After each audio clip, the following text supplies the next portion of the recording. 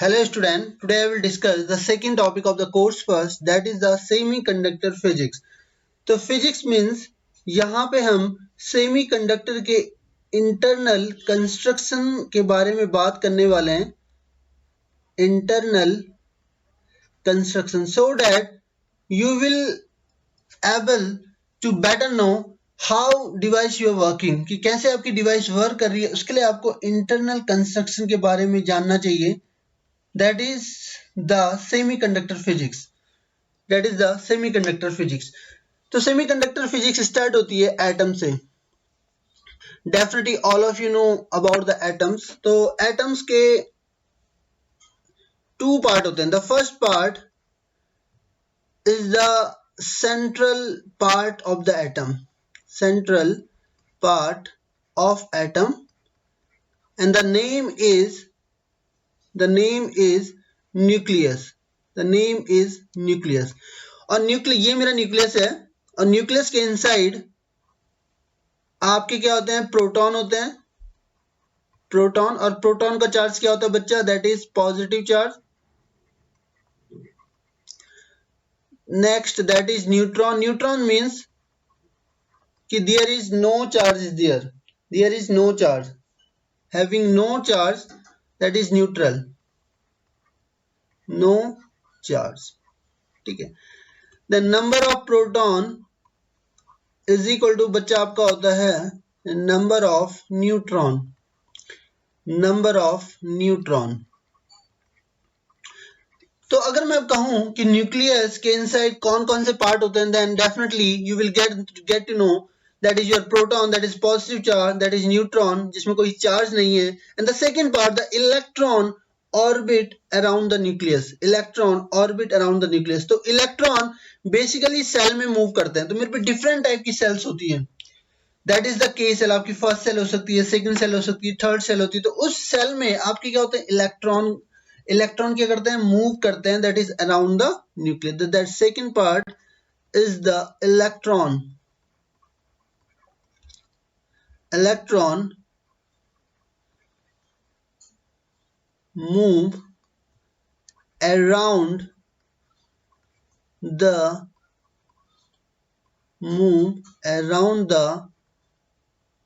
nucleus. That is the important part of the system. So this is my electron. So always remember, number of electron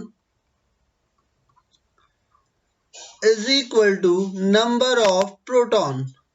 Number of proton means electron का charge बच्चा आपका होता है negative, proton का charge होता है आपका positive. तो positive charge is equal to negative charge. Then you can say atom always neutral.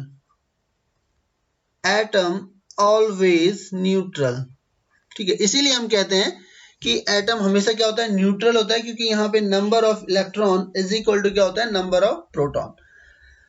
तो कोई भी नंबर ऑफ इलेक्ट्रॉन है, ठीक है, कोई भी एटम अगर मैं ले लूं, द नंबर ऑफ इलेक्ट्रॉन मुझे डिफाइन करेगा एटॉमिक नंबर. ठीक है. Number of electron define the atomic number.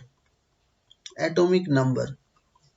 तो अगर मैं एक इंटरेस्टिंग एग्जांपल ले रहा हूं, सपोज अगर मैं ले रहा हूं सोडियम. ठीक है. ये मेरा एटम है. ठीक है. तो सोडियम का एटॉमिक नंबर होता है बच्चा आपका 11. 11 का मतलब हो गया that is 11 electron orbit around the nucleus. Orbit around the nucleus. Orbit around the nucleus. अब मैंने आपको कहा कि आपके जो इलेक्ट्रॉन है डिफरेंट सेल में क्या करते हैं, मूव करते हैं. सपोज मैं 18 को लिख रहा हूं 2, 8 and 1. 2, 8 and 1. 2, 8 and 1. So this is the first cell electron. That is the first cell electron, that is 2. That is the second cell. That is the second cell. And this is your last, that is your outer cell. Outer shell. और इसको बच्चा मैं कहता हूं valence shell. Valence shell. And यहाँ पे valence shell में जो भी आपके इलेक्ट्रॉन होते हैं, they play the very important role for the current conduction, क्योंकि यही इसी वैलेंस शेल में जो इलेक्ट्रॉन होते हैं, they play the very important role for current conduction, क्योंकि यही electron will interact with the another atom, यही इलेक्ट्रॉन आपके दूसरे एटम के साथ इंटरेक्ट होते हैं, देन करंट आपकी फ्लो होती है। ठीक है, तो ये वैलेंस शेल में जो इलेक्ट्रॉन होते हैं उनको मैं कहता हूं वैलेंस इलेक्ट्रॉन, उनको मैं कहता हूं बच्चा वैलेंस इलेक्ट्रॉन। ठीक है, that is the valence electron. अब चलते हैं कि एटम, मुझे क्या करना है, इन एटम को इंटरेक्ट करना है डिफरेंट एटम के साथ, तो उसको मैं डिफाइन करूंगा रिएक्टिविटी से, या आउटर शेल में जो इलेक्ट्रॉन है उससे मैं डिफाइन कर सकता हूं कि ये कितना रिएक्टिव है और नहीं है। ठीक है, तो एक एग्जांपल ले रहा हूं, दैट इज माय सोडियम, और इस सोडियम में आपके 11 इलेक्ट्रॉन है, 11 इलेक्ट्रॉन है। ठीक है, तो this one electron orbit around the nucleus, that is your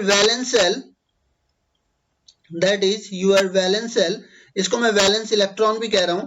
तो ऑलवेज रिमेंबर, कोई भी एटम है हमेशा वो एक स्टेबल कॉन्फ़िगरेशन को फॉलो करता है। सपोज 2, 8, 8, 18, इस स्टेबल कॉन्फ़िगरेशन को क्या करता है, फॉलो करता है। ठीक है, मींस फर्स्ट सेल में आपके 2 होने चाहिए, सेकंड सेल में क्या होना चाहिए, 8 होने चाहिए। अब यहाँ पे देखिए, this is only one electron, तो अगर मुझे स्टेबल कॉन्फ़िगरेशन को फॉलो करना है, 8 इलेक्ट्रॉन को तो ये 7 इलेक्ट्रॉन को तो ये एक्सेप्ट नहीं कर सकता, it will be very difficult. तो इस पे केवल एक ही चांस है कि ये इस 1 इलेक्ट्रॉन को क्या कर दे, डोनेट कर दे। तो अगर ये इस 1 इलेक्ट्रॉन को डोनेट कर देगा, then it will follow the stable configuration. You can compare here 2 and 8. So it will follow the stable configuration. It means ये मेरा सोडियम एटम था, इस सोडियम एटम ने क्या किया, स्टेबल कॉन्फ़िगरेशन को गेटिंग करने के लिए इसने 1 इलेक्ट्रॉन को क्या कर दिया बच्चा, डोनेट कर दिया। 1 इलेक्ट्रॉन को क्या कर दिया, डोनेट कर दिया। तो यू कैन से the sodium is more reactive, तो ये जो मेरा इलेक्ट्रॉन है, इसने इसको डोनेट कर दिया, इस इलेक्ट्रॉन को मैं कहूंगा फ्री इलेक्ट्रॉन, और यही free electron is responsible for the current conduction,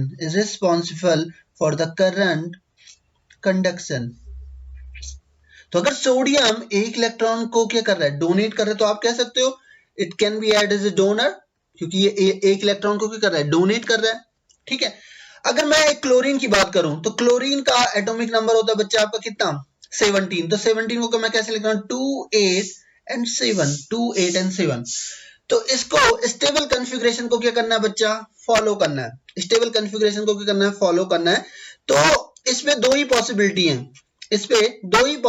है, या तो इन 7 इलेक्ट्रॉन को डोनेट कर दें, ये तो बहुत ही डिफिकल्ट है, 7 इलेक्ट्रॉन को डोनेट तो नहीं कर सकते। तो इस पे दूसरी पॉसिबिलिटी है, अगर ये एक इलेक्ट्रॉन को ले तो ये स्टेबल कॉन्फ़िगरेशन को क्या करेगा, फॉलो करेगा। तो यहां पे टू टेक 1 इलेक्ट्रॉन, तो अगर ये 1 इलेक्ट्रॉन को ले रहा है तो it will follow the stable configuration 288। It means ये एक इलेक्ट्रॉन को ले रहा है, तो chlorine act as the acceptor ion. तो दिस इज माय क्लोरीन, और इसने एक इलेक्ट्रॉन को ले लिया है बच्चा, तो this is my chlorine ion. तो ये this negative that is called your acceptor, this positive is called your donor, तो that is your acceptor ion. तो that is the importance of the atoms, कि कब इसे डोनेट करना है, कब इसे एक्सेप्ट करना है, that will be depend on the valence shell electron, ठीक है। तो I think hope you understand. तो सोडियम क्या है, इट इज मोर रिएक्टिव आप कह सकते हो, बिकॉज ये एक इलेक्ट्रॉन को क्या कर रहा है, इजिली डोनेट कर दे रहा है, and this 1 electron is called your free electron for the current conduction. And one more thing, अब बहुत सारे बच्चों को कंफ्यूजन होता है, सर चलो आपने ले लिए, क्या ये जो इलेक्ट्रॉन है, ये this is my first shell, ये मेरा क्या है, फर्स्ट सेल है, this is your first shell, this is your second shell, this is your second cell, and this is your outer cell, this is your outer cell, you can say that is valence cell, that is valence cell. तो बहुत सारे बच्चों को confusion होता है कि sir मैं किन इलेक्ट्रॉन को फ्री इलेक्ट्रॉन की तरह बिहेव कराऊं, किन इलेक्ट्रॉन को फ्री इलेक्ट्रॉन की तरह बिहेव कराऊं। तो यहाँ पे देखिए, यहाँ पे मेरा न्यूक्लियस है, तो यहाँ पे मेरे प्रोटॉन है, इसका चार्ज किया है पॉजिटिव है, इलेक्ट्रॉन का चार्ज किया है नेगेटिव है, तो यहाँ पे जो मेरा फोर्स ऑफ अट्रैक्शन होगा बहुत ज्यादा होगा। Suppose this force will be F1। अगर मैं बात करूं सेकंड सेल में, तो यहाँ पे जो फोर्स ऑफ अट्रैक्शन होगा F1 के कंपैरिजन में क्या होगा, बहुत कम होगा, यू कैन से। अगर मैं आउटर सेल की बात करता हूं, तो यहाँ पे जो फोर्स ऑफ अट्रैक्शन होगा between nucleus and outer cell electron, that is your F3। तो यहाँ पे जो मेरा फोर्स ऑफ अट्रैक्शन है वो F2 के कंपैरिजन में और कम होगा। तो टेल मी स्टूडेंट, अगर मैंने थोड़ा सा भी एनर्जी दे दी तो कौन से इलेक्ट्रॉन सबसे पहले बाहर निकलेंगे? डेफिनेटली आपका केवल एक ही आंसर होगा, क्योंकि यहाँ पे जो मेरा फोर्स ऑफ अट्रैक्शन है बहुत ही कम है। तो अगर मैंने थोड़ा सा भी एनर्जी दे दी तो these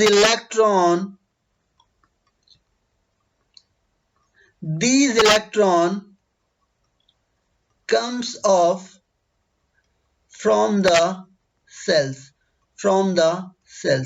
तो दैट इज द रीजन इन इलेक्ट्रॉन को मैं ही फ्री इलेक्ट्रॉन की तरफ बिहेव कराता हूं फॉर द करंट कंडक्शन। जो भी मेरे आउटर सेल के क्या होते हैं, इलेक्ट्रॉन होते हैं, not the other cell electron. Okay, तो that is the importance of the atom. तो अब मैं सिलिकॉन की बात करने वाला हूं।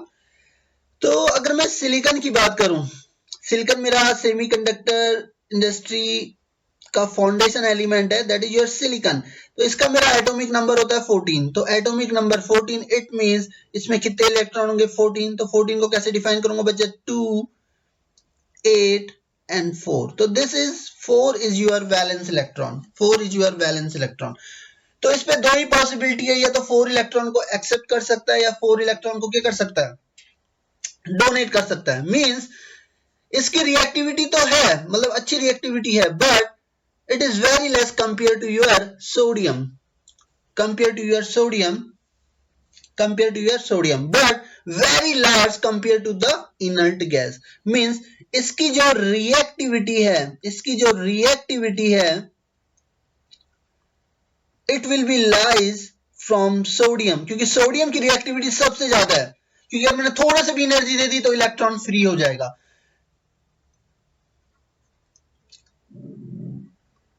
but very huge compared to the inert। inert means no chemical reaction, मतलब ये inert गैस हमेशा स्टेबल कॉन्फ़िगरेशन को फॉलो करते हैं, यहाँ पे कोई फ्री इलेक्ट्रॉन नहीं होते। तो यहाँ पे इसकी जो रिएक्टिविटी है lies between inert gas and the sodium, मतलब यहाँ पे रिएक्टिविटी तो है, you will get the reactivity to large extent but less compared to the sodium, but very huge, very high compared to the inert gas। that is the meaning it is called, it is also called as a semiconductor। that is the meaning it is also called as a semiconductor because its reactivity lies between sodium and the inert gas, तो इसीलिए मैं इसको semiconductor नाम दिया है। तो अभी समझ में आ जाएगा नेक्स्ट उसमें। ये तो मेरा एक सिंपल इंट्रोडक्शन था कि क्यों मैं